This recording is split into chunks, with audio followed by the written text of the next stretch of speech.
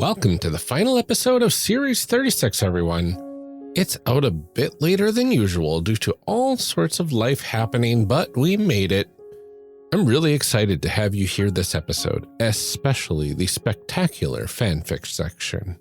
But before we get to that, some announcements, as usual. First up, if you've been following my Chimera campaign on Twitch at twitch.chimera.games, you would know that this coming Friday, we will be in the final stages of our horror module playthrough where we face the unknown and fight a giant kaiju monstrosity, which should be super interesting. My players have all been remarkable, and I cannot wait to see how they tackle this one. You can catch all the action starting at 7:30 p.m. Central Time this coming Friday. Secondly, if you have liked what you've heard in the series so far, the Kickstarter for Tension is live until the end of the month. It's already funded within the first day, which is absolutely fantastic. And I would love to see it pushed past the $2,800 mark to get the form-fillable character sheets created for easier online play. Head on over to the show notes to find the link to that project and back it if you haven't yet.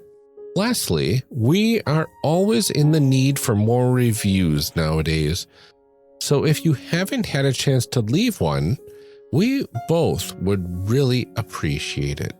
I know it's been just me this whole series, but I'd love to get back to reading more of these with Amelia when we are able to record together again, which will likely be the next series. So if you could help us out and leave a review on Apple Podcasts, Podchaser, Stitcher, or wherever else, we would greatly appreciate it.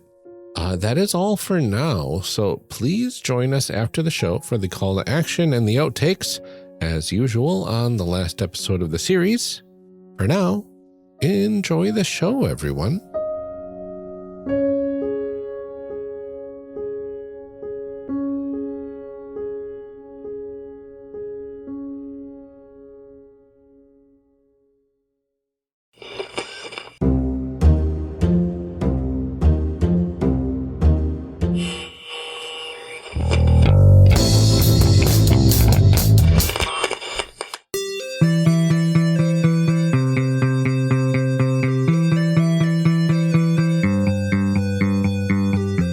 Welcome back to our discussion episode. Last time we created a detective, a murderer, and 20 connected characters for Tension. This episode, we will be discussing the character creation process. We are very thrilled to welcome back Adira Slattery, designer of this game. Do you want to reintroduce yourself again for everyone at home and tell us a little bit about the main character that you made in our last episode? Yeah, hi, my name's Adira Slattery. You can find me on Twitter at Adira Slattery, and you can get my games at adira.itch.io. And Tension itself, you can get coming to Kickstarter on February 14th. Which should have been yesterday if you're listening to this the day of release. Oh, perfect. Let's hope that it's smashing everything and it's made a bajillion $1 million. And me and Dominique and Francita are getting just piles of money. Yeah. Throw piles of money their way. Mm-hmm. It's fine. Yeah. So the main character that I made in our last episode is the investigator. She is a journalist named Heather. She has dirty glasses and wears a leather jacket. In her pockets are often found empty pill bottles and chewed pens. And she has an obsession with grisly accidents. All right. And Ryan, how about your main character? Yeah, and I created the killer known as Alexa. She, her pronouns. She is a driven killer. Killing for a purpose.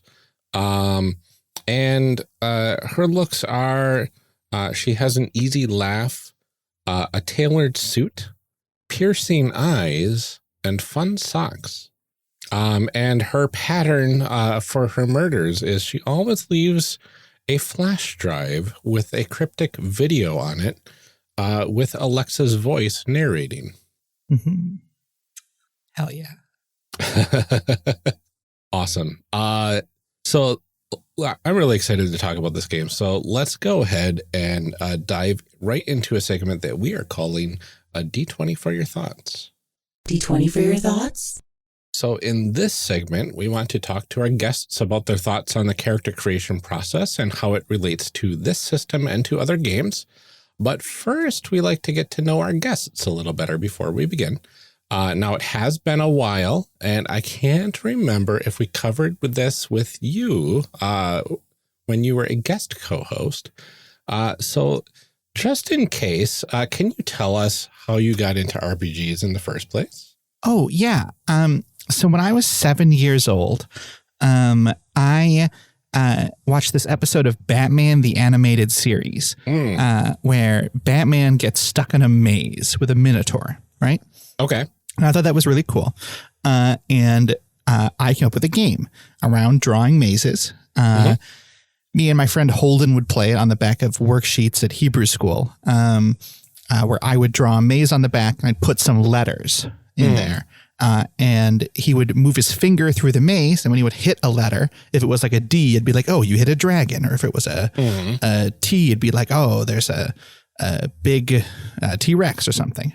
Yeah. The letter would show the first beginning of the challenge. And then we would narrate it out together, the two of us. And then we'd keep going. And I showed this to my dad. My dad was like, oh, this is like this thing I played in the 80s. And he threw the 1983 basic edition of Dungeons and Dragons at me. Oh, wow. And so I played basic D&D throughout elementary school. 3.0 came out pretty soon there. I played that with my older brother DMing for me and my dad. Then I started running games for my friends in middle school. Oh, nice. And I kept playing role-playing games. I searched and found and played every single edition of D&D. I learned how to play chainmail. When I went to college, I got really into LARPing and branched out.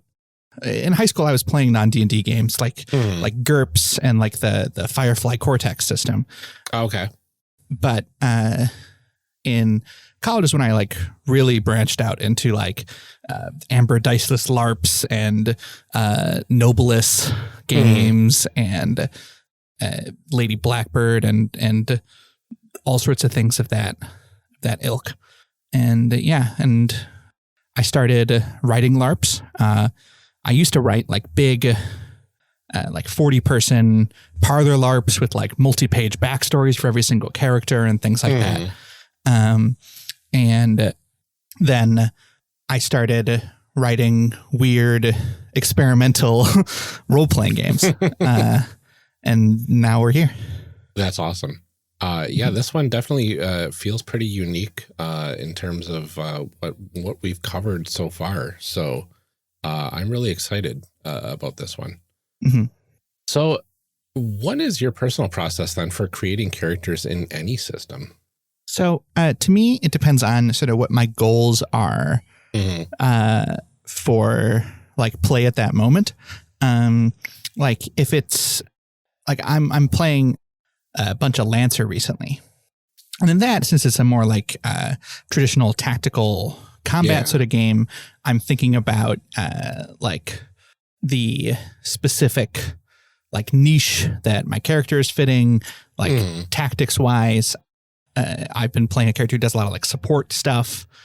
So like mechanically, I oftentimes find myself gravitating towards filling a hole, especially in mechanically heavy systems like that. And then I just build my character from there based off of like flipping through the lore and being like, ooh, this is a cool thing. Or just being like, I want to like play a shitbag. And then I play a shitbag.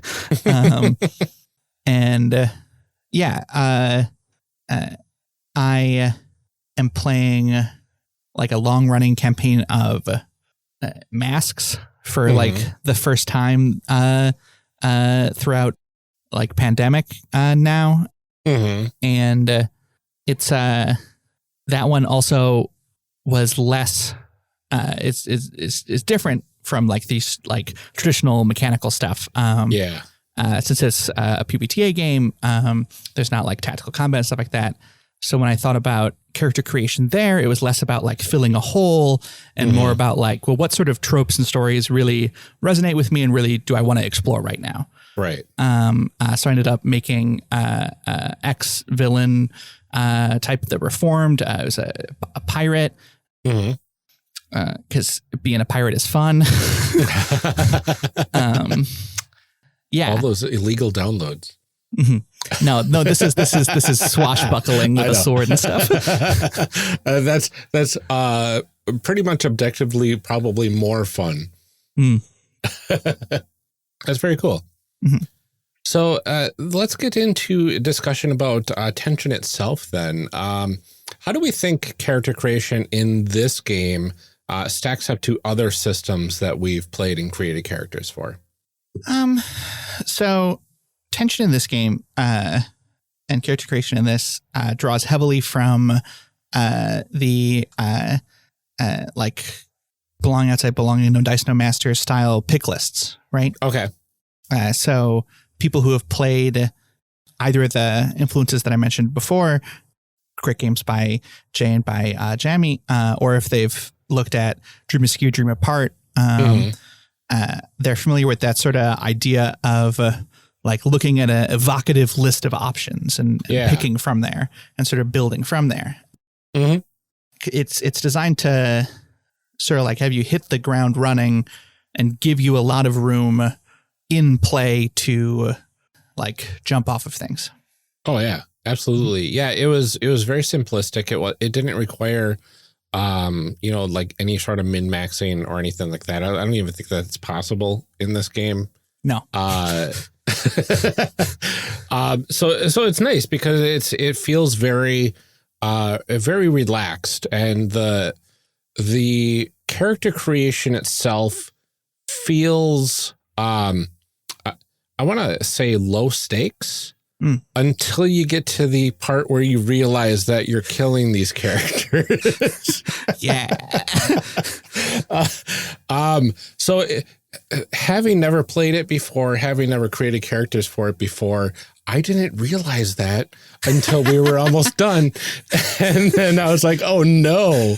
Yeah. I love these people though. The literal first action of the game, the killer plays one of the major arcana and that person starts out dead. Oh no.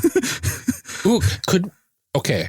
We're going to have to do that for our fanfic portion, I believe. So I am very interested to see who gets killed. Yeah. Oh no. Oh, that's so sad.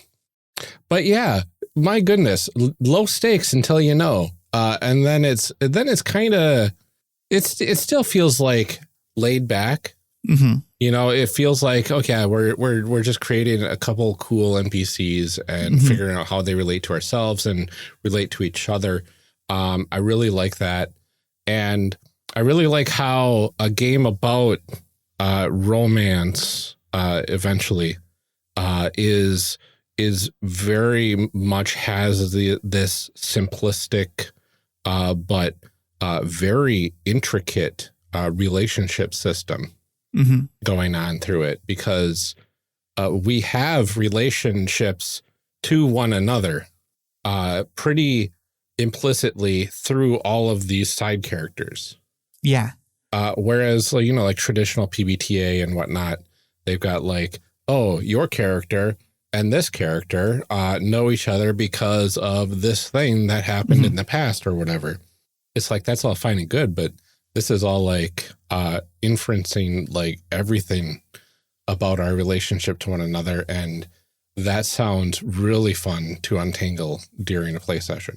Yeah, it's a little more like living, breathing than other sort of more, because like a lot of those sorts of relationship things in your PBTA game are about like backstory, right?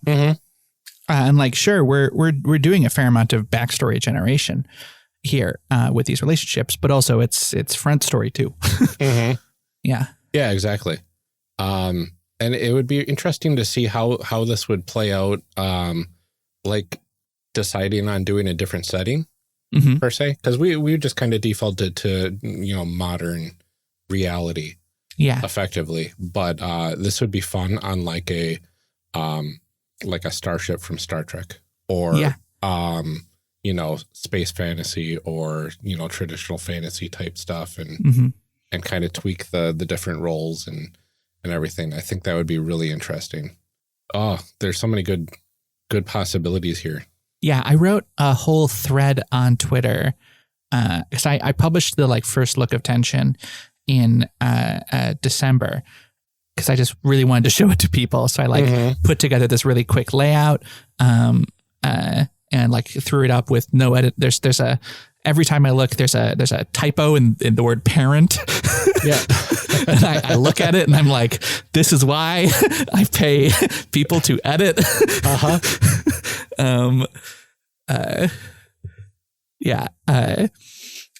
But when that came out, I made a whole thread that was like all of like different things that you could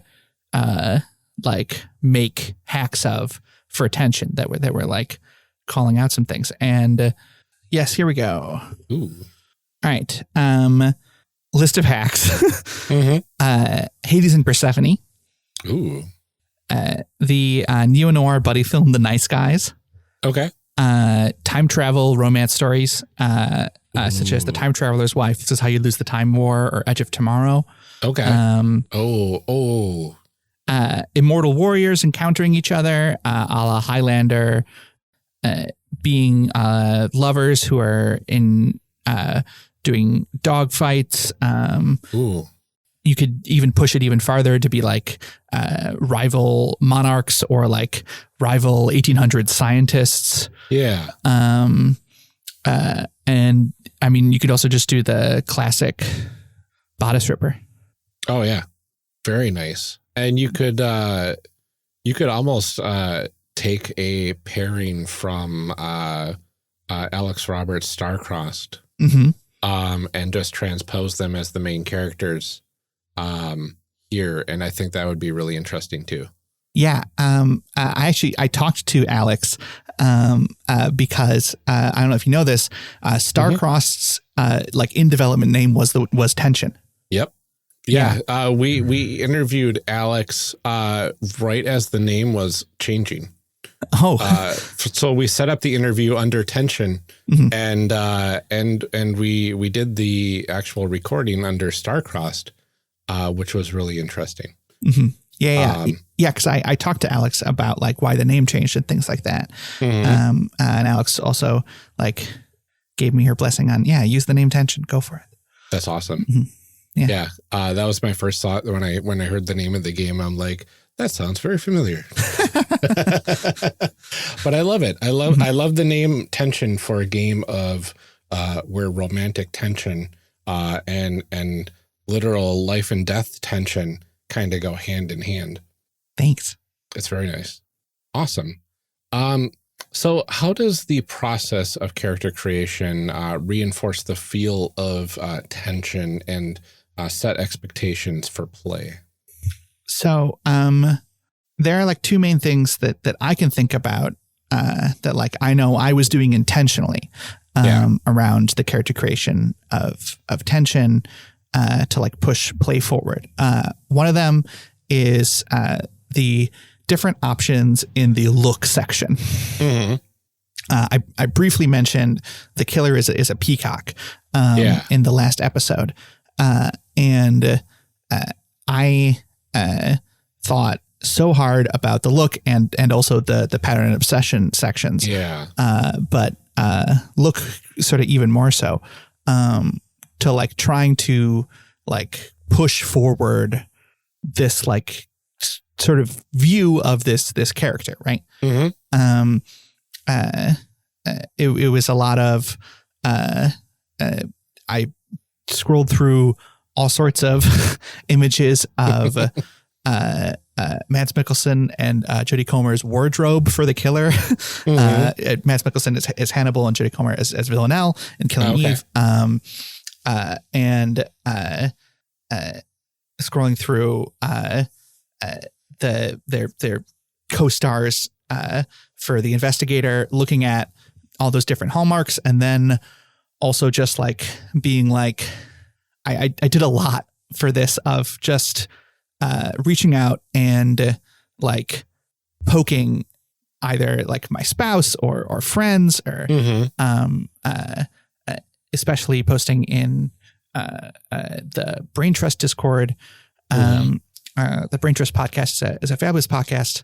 They have a great Discord that a lot of people can do some pretty cool design stuff in. And I was over in that Discord just being like, what are things? And having all of that sort of stuff rattling around in my head to be able to inspire me to push all that stuff. So that way I could really hone all that stuff in specifically around these different things, like the empty pill bottles for the investigator, right? As somebody who has empty pill bottles because of HRT, because of my trans status, and has empty pill bottles because of mental illness and disability. That like matters to me. And it also says a lot about a person who like keeps those pill bottles. Yeah. Yeah. Yeah. So those pick lists were very specific things that I thought about as far as pushing things forward in play. And the other thing that I thought about a bunch as far as character creation having play push forward is the selection of the tarot card. Okay. So by you picking the tower, it removes all of the other character options for the tower from being in play. Yeah. And that changes a lot of things. It changes the possibilities for how that sort of relationship web forms. Yeah. And a lot of play itself is pushing and pulling and tearing apart and rebuilding this web. Absolutely. I was curious if you pull both main characters' arcanas as a relationship to one another, does that normally, like, does that work the same way as with one of these NPCs or so, or does something special happen at that point? So I was of sort of three different minds of that. One of them is have it just be normal, have it that these characters had an established dynamic already that then is changed by this encounter that like goes forward and shows that they now know these things about each other. Right. And then there was telling you to redraw. And I went with sort of a more of the redraw sort of point. I wanted to have the game be about the full relationship, right? It can be a lot of fun to have a backstory between people, but I really like it when that stuff is all brought on screen. Okay. That makes sense.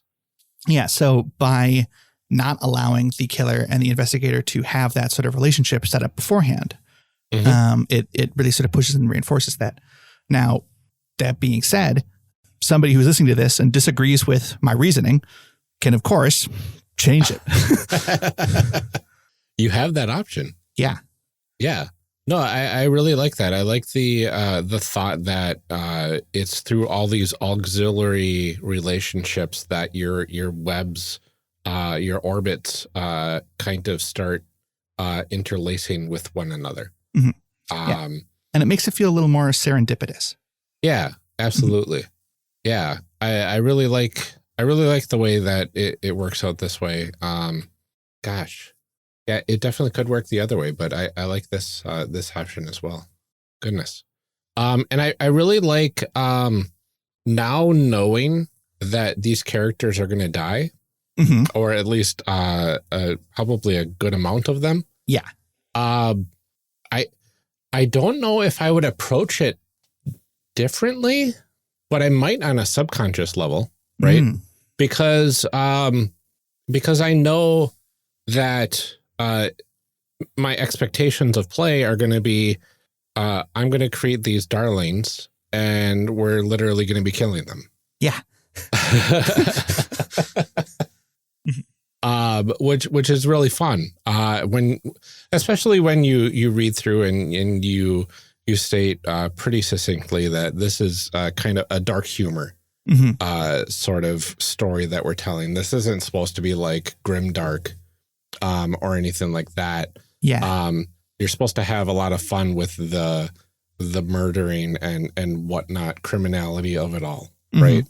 So I think it definitely does set that sort of expectation. Yeah. Right. Especially when you're creating some really cool, femme fatale grandparents. Yes. Now, because also the interesting thing also to the point of characters dying and things like that is that since you're like drawing cards from a deck, you might not even draw the card for a character to show up in a session. Yeah. And someone has to show up for them to die. Okay. I mean, that makes sense. So it's pretty, oh my goodness. Yeah. So some of the ones that you love could go, and the ones that you're not so, you're like, I could deal with this person, biting the bullet, so to speak. Yeah.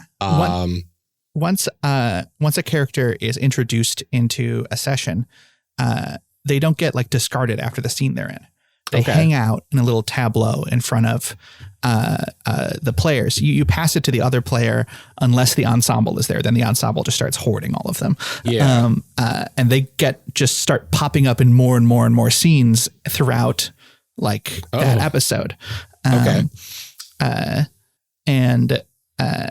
So there can be characters that you might not like. You might be like, I could take or leave, like the workout buddy. But then the workout buddy shows up in like 3 or 4 scenes, and it starts building all of this whole thing. And it's now you can't live without them, and then they aren't there anymore. Yeah. And also to that end, dead characters. You can do little flashbacks with them. Oh, fun. All of the dead characters hang out in this little sepulcher. And you can flip them face down to like have little flashbacks about them. Oh, very cool. Yeah. Oh, that's really neat. Awesome. Yeah. So even though you might be killing your darling, they're not being fully removed from the story entirely. Right. There's also a mechanism for if you're playing in a campaign to reveal that someone who you thought was dead wasn't. Oh, fun. Nice classic soap opera or telenovela move there. Exactly. I like that. All right. So what do you think? I ask this of everybody, and I get the most joy out of asking the developers of the game this question. What do you think is one of the biggest flaws of character creation in the system? And what do you think is one of the best parts? Biggest flaws. I think there's just a lot of writing. Yeah. Like it's so many names. Yeah. There's so many names. There's so much writing. There are like multiple worksheets.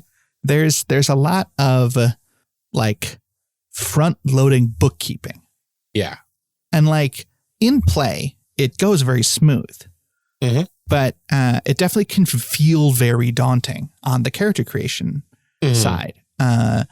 And it can lead you to like rush or to be like, well, I don't know if it's worth it to go through all the trouble of making 22 people. Right. Yeah. So there's definitely a bit of a climb at the start. Yeah. No, I can definitely see that. I did enjoy creating all those people just because, I mean, character creation cast. That's what we do, right? Exactly. Yeah. And I really do enjoy naming people. And it wasn't as bad as I thought it was going to be, you know. Thank you. Which is nice.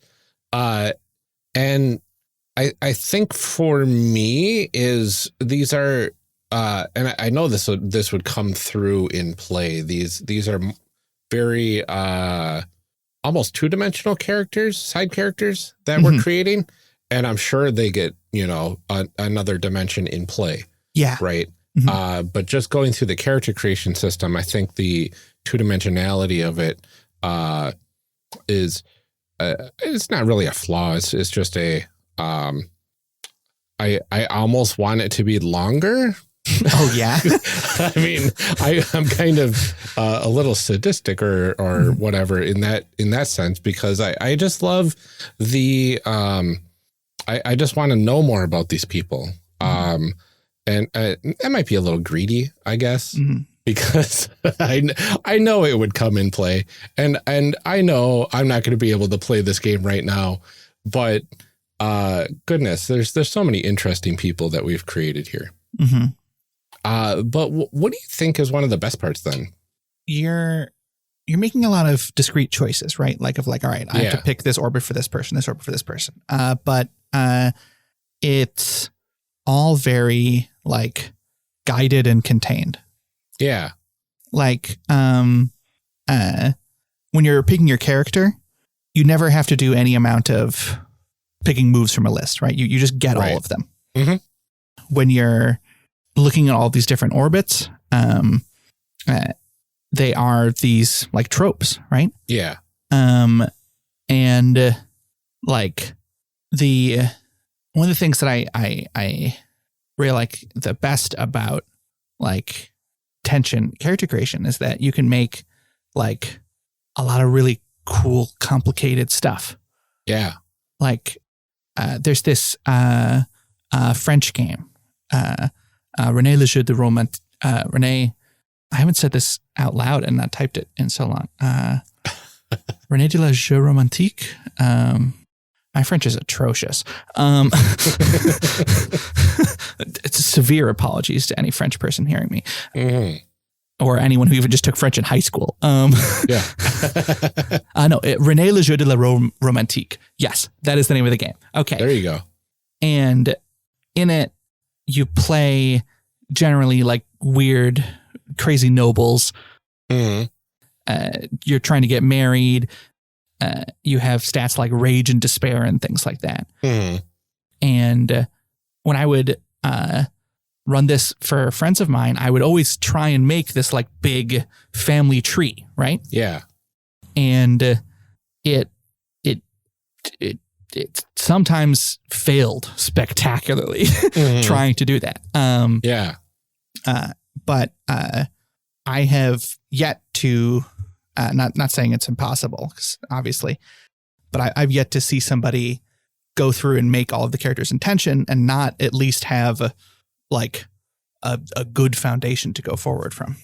Right.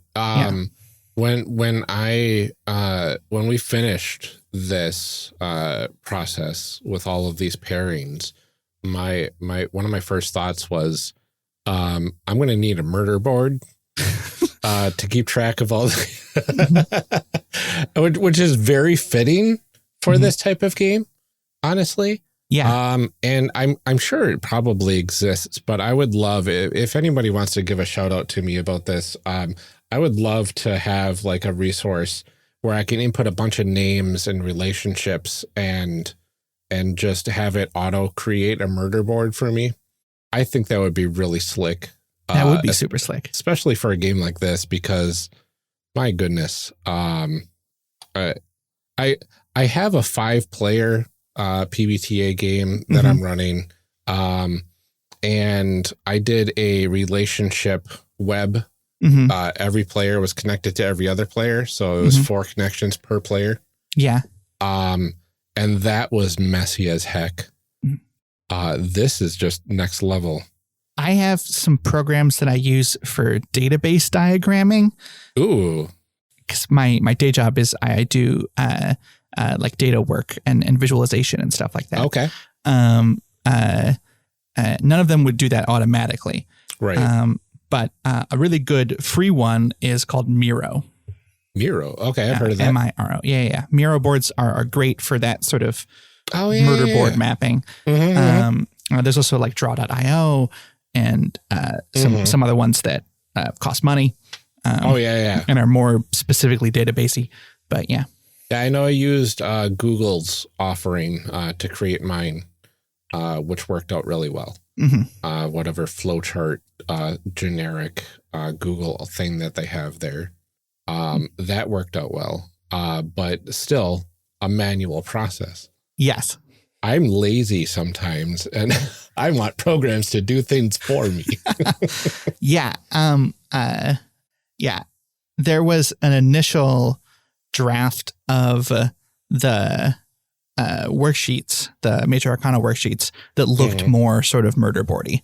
Oh, fun. But it got a little too complicated. Yeah, so I can imagine. I went with the more sort of pared down approach for the initial one. Yeah. But I'm very excited for everything that Francita has planned. Absolutely. Yeah. No, I'm looking forward to that. Yeah.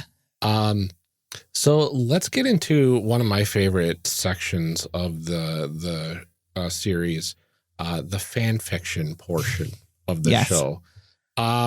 So we have to ask ourselves, how is this game going to theoretically play out? And it's kind of interesting because you mentioned the first thing that kind of happens is we draw a card, and that person gets murdered by the murderer, which would be my character. Well, what happens is each of us gets 5 cards. Oh. And if you have multiple Major Arcana in that hand, you pick from them. Oh, okay. So I just used a digital tarot deck to deal out some cards. And in your hand, there are 2 Major Arcana. To give you options for who you want to kill. Okay. They are the Emperor. Okay. And the Devil. Oh. So the Emperor is one of your connections. James Belkin, the boss's boss, who's an RP buddy with Judgment. Oh, no. It's probably the GM. Being the boss's boss, they like to be in charge. Yeah. So probably the GM. Should I probably real grog kill off the GM? That's next level brutality. And then your other option is the Devil, who's one of yours, the workout buddy, who is the workout buddy, yes, who is workout buddies also with my character's spouse. Okay, but okay. So workout buddies with me and your character's spouse. Why would I kill my workout buddy? Or am I working out with them to get close to them to build trust so I can kill them? Oh, no. I'm a bad person.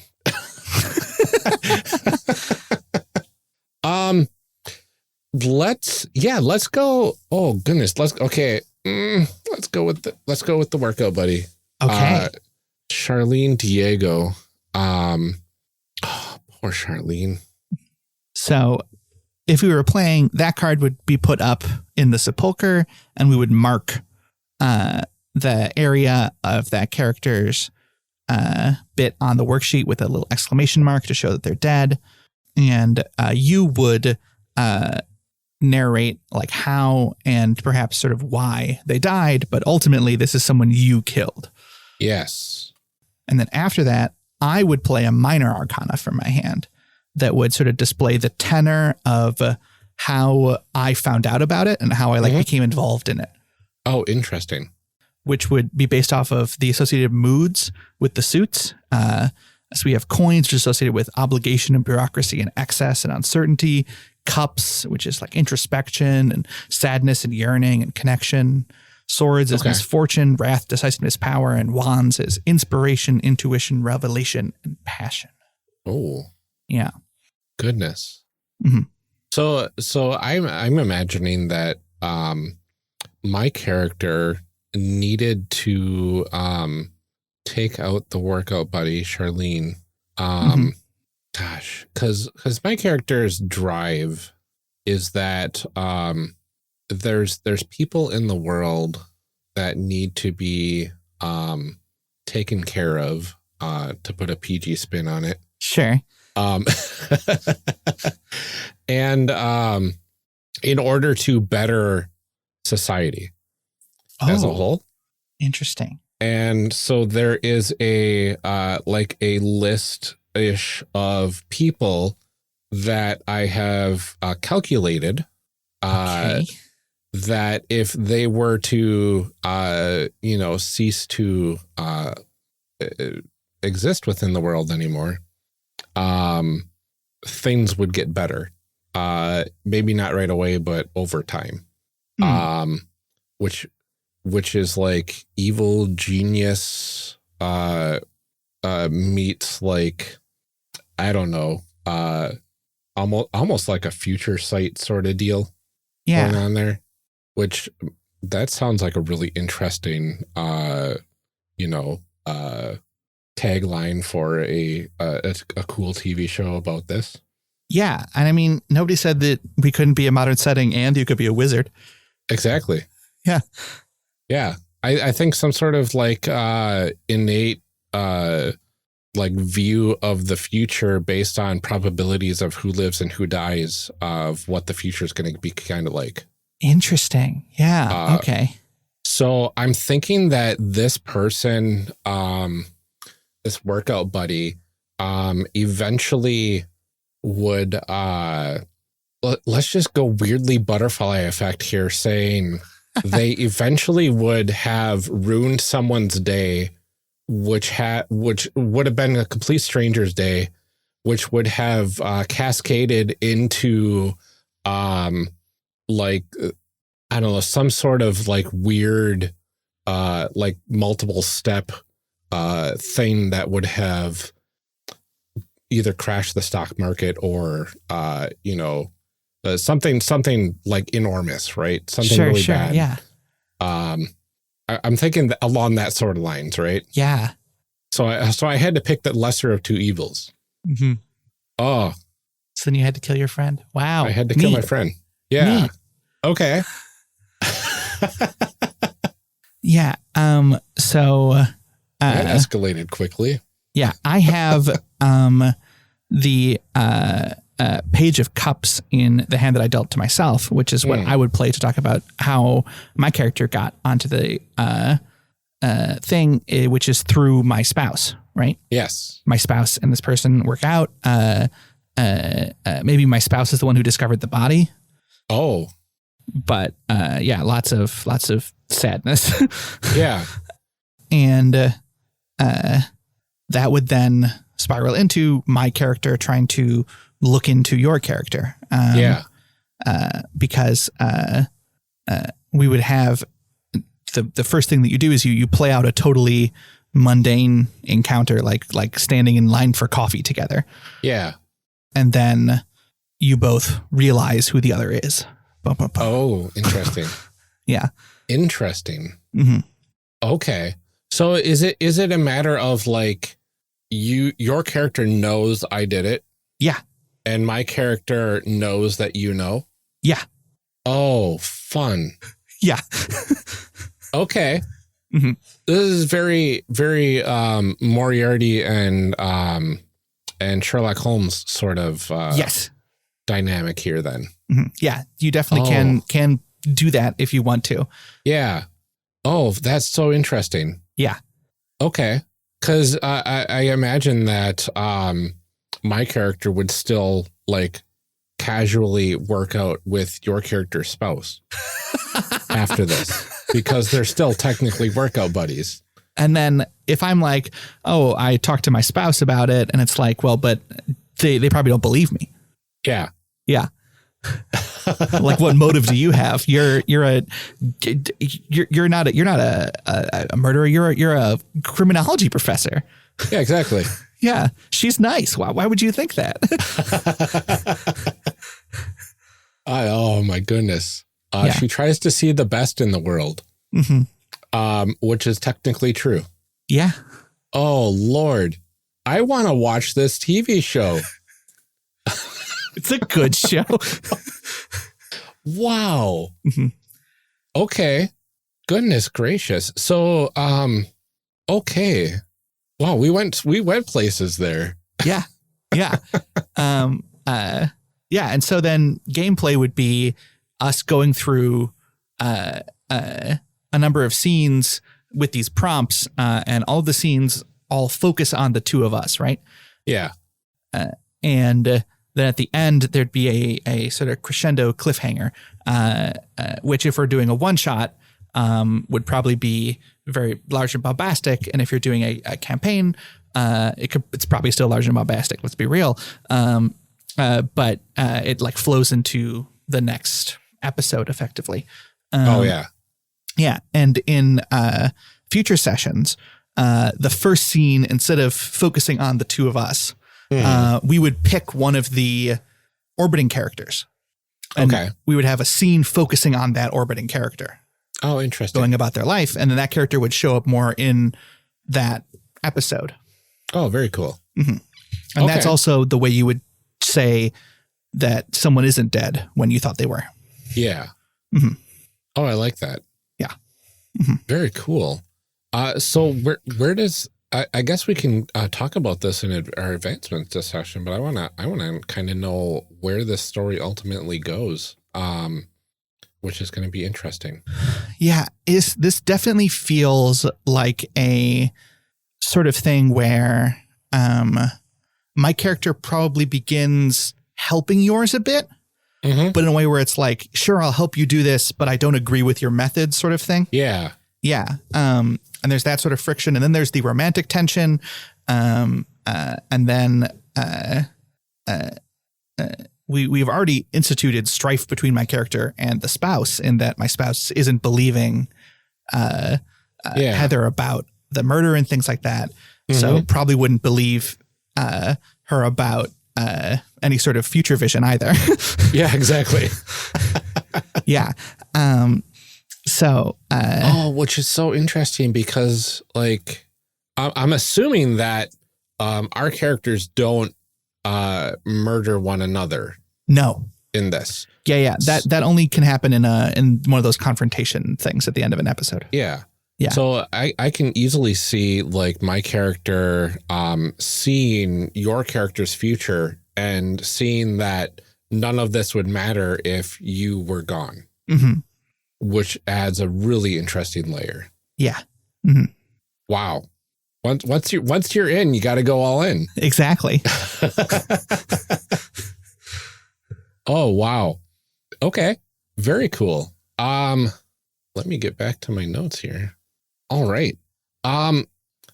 I think that's a really good amount of fanfic that we have started here. And my brain is just teeming with excitement for a show that will never exist, probably.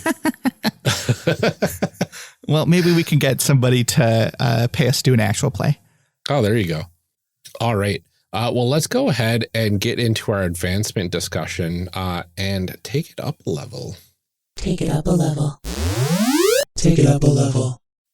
In this segment, we normally cover character advancement and growth in the system, but this game doesn't appear to have any sort of character advancement.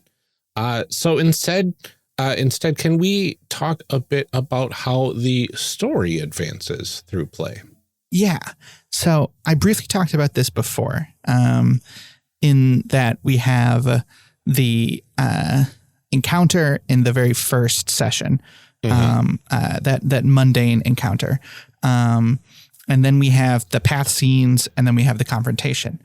And then in later episodes, we have the opener, the thing that focuses on one of the side characters. And it's even, I was thinking a lot about TV shows, right? Like, this is a game heavily pulled out of my love for 2 TV shows. Yeah. So thinking about the opener, it's you have the open, and then it's title card, and then game. Yeah. But how the story progresses is basically action is always rising throughout play. Okay. There's nothing in like there's no mechanic for like lowering the amount of energy, the amount of the amount of tension in a scene, except for ending a scene. Okay. You only just keep building and building. Right. One of the basic moves is called crescendo for that reason. Mm-hmm. And so it's a lot of it is about just sort of like riding along the edge of your seat until you get to the end. Okay. Very cool. Mm-hmm. Yeah. So characters' relationships can change, which is what you have that relationship section of your character sheet for. Mm-hmm. If you notice, there's a whole bunch of extra blanks that we didn't use. Yeah. And like through as sort of shown through like the immediate strength of the little fan fiction that we did, it's really easy to get pulled along. Yeah. Yeah. All because I didn't want to kill a GM. Exactly. Mm-hmm. Oh, that's fantastic. Yeah. And then how does a game end then? Yeah. So there are the 7 face down cards in the center, or smaller if you're doing a shorter game. Okay. But you flip them all up, and once all of those cards have been flipped up, you've done all of the scenes based on those prompts. You do one final scene, the confrontation. Each of the scenes end when somebody has run out of cards in their hand. Mm-hmm. Introducing NPCs, playing those crescendos. So it is just you're ratcheting. You're not allowed to progress until you've ratcheted more. Mm-hmm. And the confrontation is very like loose. Okay. Both players reveal a minor arcana from their hand, and then just talk it out. Really leaning into that sort of GM full stance. It's an amount of epilogue if you're doing a one shot. Yeah. It's a like final cliffhanger for a long running game.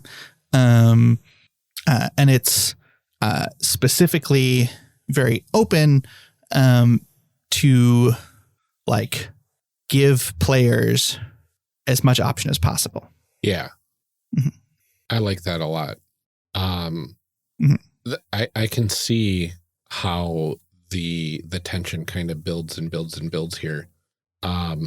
What is that last scene the point where potentially like the less implied romance tends to happen then, or? Yeah. It is a popular place to put it for sure. Okay. But I have played games where characters have made out the third scene. Oh, okay. So you can just throw it wherever you want. Yeah. Yeah. I had a game where the characters had sex the last path scene, and then the crescendo confrontation at the end was sort of like the epilogue, like, oh, interesting. What now? Like what was the fallout of all of these actions? Yeah. Mm-hmm. Oh, that's really interesting. Yeah. I really enjoy, especially with the stuff that we kind of put down for our characters and our just wild idea of this future butterfly effect site, and having these characters falling for one another, and kind of the quote unquote good guy kind of skewing towards the quote unquote bad guy. Yeah. You know, and in an attempt to do something for the greater good, which it's just so wild. Yeah. Yeah. It's also interesting because like the pace of the romance is like fully controlled by the players, right? Yeah. There's no like I write a lot of games that involve kissing and all of that. And in a lot of those games, there are like explicit, like, and now is when you do the thing. Yeah. But in Tension, it's much more like up to the story that you're telling. Yeah. It's less restrictive. Like if you're doing a slow burn enemies to lovers sort of thing, shout out to people who read that. I obviously don't know anything about any of that. Then you have the option to do that. Yeah. Yeah. Oh, that's good. Mm-hmm. Oh, goodness. Yeah, I really like that. That's in your control, and you can go almost full star-crossed, I guess, and not have that sort of hit until the very end. Yeah. Or just go full in on it from the get-go. Yeah. And upend these fine folk slaves. Yeah. If the people playing want to have the two main characters rip each other's clothes off in the first scene, go right ahead. More power to you. Yeah, exactly. Yeah. Oh, goodness. I really love everything that we've been talking about in this game. I'm really excited for this Kickstarter. Can you tell us a little bit? Is there anything special that we want to keep a lookout for on this Kickstarter? So there is a deluxe tier. Okay. And I will sign the zine, wipe my tears with it, sleep a night with it under my bed, and put on some bright lipstick and kiss it. Oh, wow. And I will also take one of the major arcana from one of my personal tarot decks and write a bespoke poem on it. Oh, wow. Yeah. That sounds very cool. That's a very personalized tier at that point. Yeah. Bespoke is maybe a little strong, but unique, you know. I will probably internet stalk whoever backs those.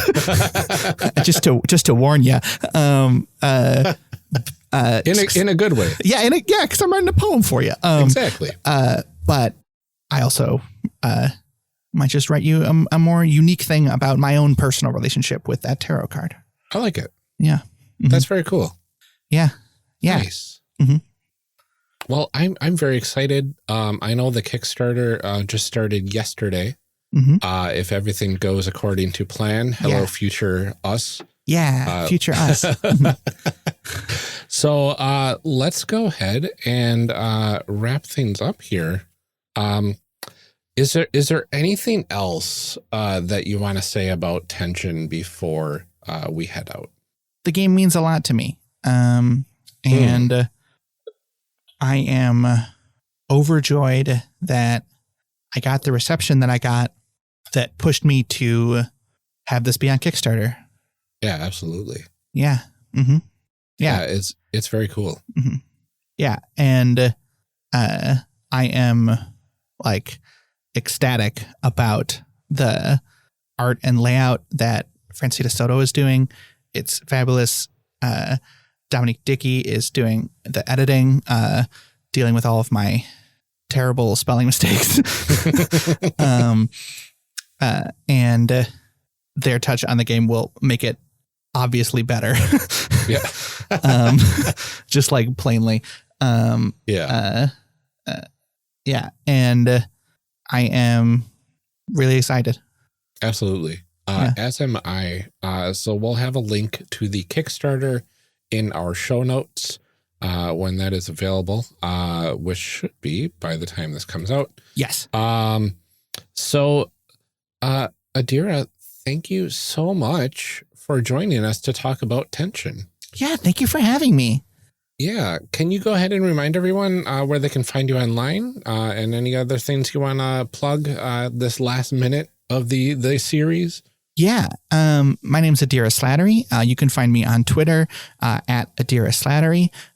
You can get my games at adira.itch.io.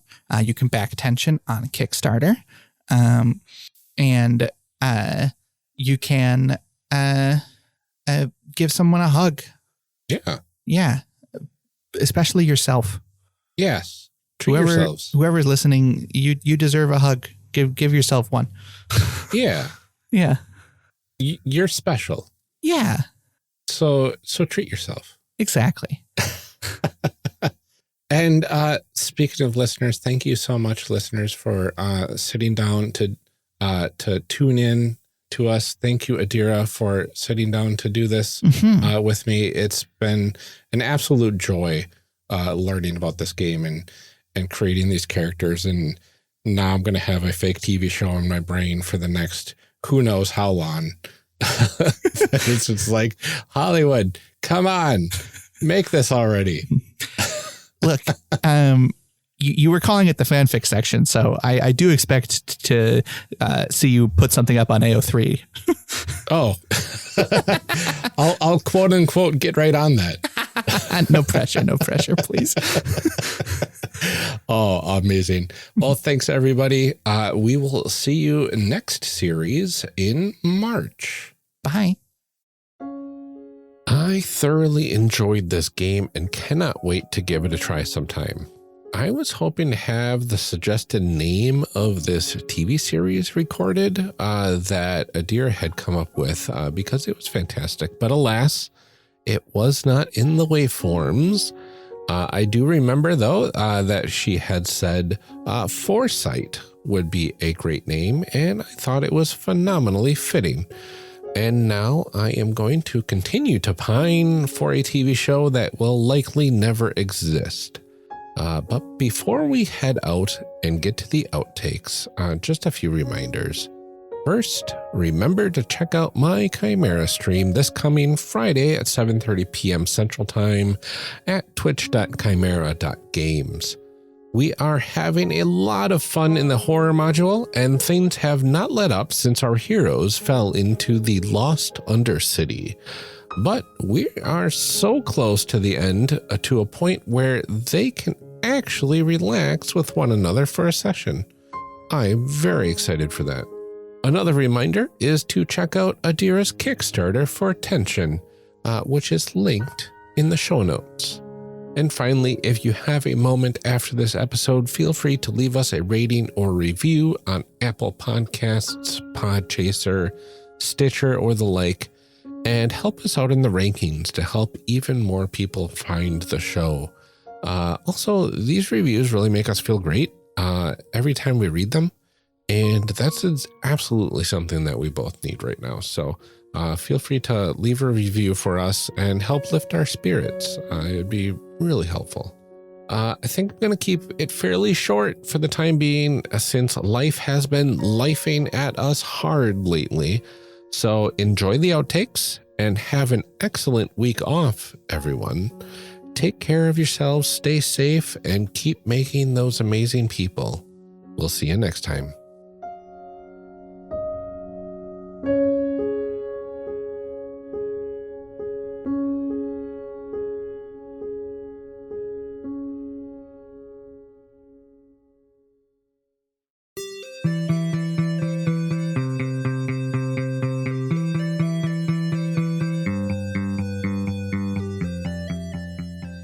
Character Creation Cast is a production of the One Shot Podcast Network and can be found online at www.charactercreationcast.com. Head to the website to get more information on our hosts, this show, and even our press kit. Character Creation Cast can also be found on Twitter at CreationCast or on our Discord server at discord.charactercreationcast.com. I'm one of your hosts, Ryan Bolter, and I can be found on Twitter at Lord Neptune or online at lordneptune.com. Our other host, Amelia Antrim, can be found on Twitter at Ginger Reckoning. Music for this episode is used with a Creative Commons license or with permission from the podcast they originated from. Further information can be found within the show notes. Our main theme music is Hero Remix by Steve Combs and is used with a Creative Commons license. This podcast is owned by us under Creative Commons. This episode was edited by Ryan Bolter. Further information for the game systems used and today's guests can be found in the show notes. If you'd like to leave us a rating or review, we have links to various review platforms out there, including Apple Podcasts, in our show notes. Also, check the show notes for links to our other projects. Thanks for joining us, and remember, we find that the best part of any role-playing game is character creation. So go out there and create some amazing people.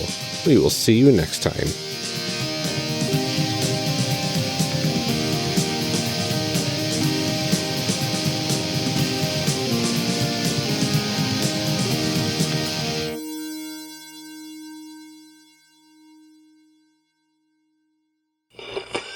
Now we gotta read some show blurbs. Show blurbs. Show blurbs. Show blurbs. Show blurbs. Character Creation Cast is hosted by the One Shot Podcast Network. If you enjoyed our show, visit oneshotpodcast.com, where you'll find other great shows like Design Doc. Join hosts Hannah Schaefer and Evan Rowland as they redesign a role-playing game. Design Doc is an experiment in public participatory analog game design. It's fun, it's messy, and you're invited along for the ride. There we go. Yeah. Oh, wonderful. This is definitely breaking from our normal format, but it's interesting because it's a 2-player game that we're doing it for. Well, it is technically optionally 3 players. Yes, that's very true. Doesn't there? We'll get into that. Yeah. All right. Now, the last time you were on the show, I already talked about that just now, so I'm going to strike this from the record. All right. So we can go ahead and click on stop on this recording. Boop. Wonderful. Mm-hmm. Okay, cool. Waveforms. I like those. Woo. Waveforms. If I could only hear out of my right ear proportional to my left ear, I'm not sure. It'll probably pop into place at some point soon. Yeah, it's probably fine. I'm sure it is. Okay, so I say that and I can't think of any of the things that I said at the time. But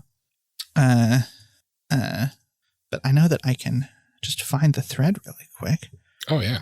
Especially if you want to edit out me not remembering my own words. No, we'll just keep that all in. Nice. Including Cool. the silence. Yeah. Of just typing away trying to find stuff. I'm sure our listeners are fine with that. Yeah, no. Mm-hmm. Our ever patient listeners. Ryan, why did you leave? 10 seconds of silence. I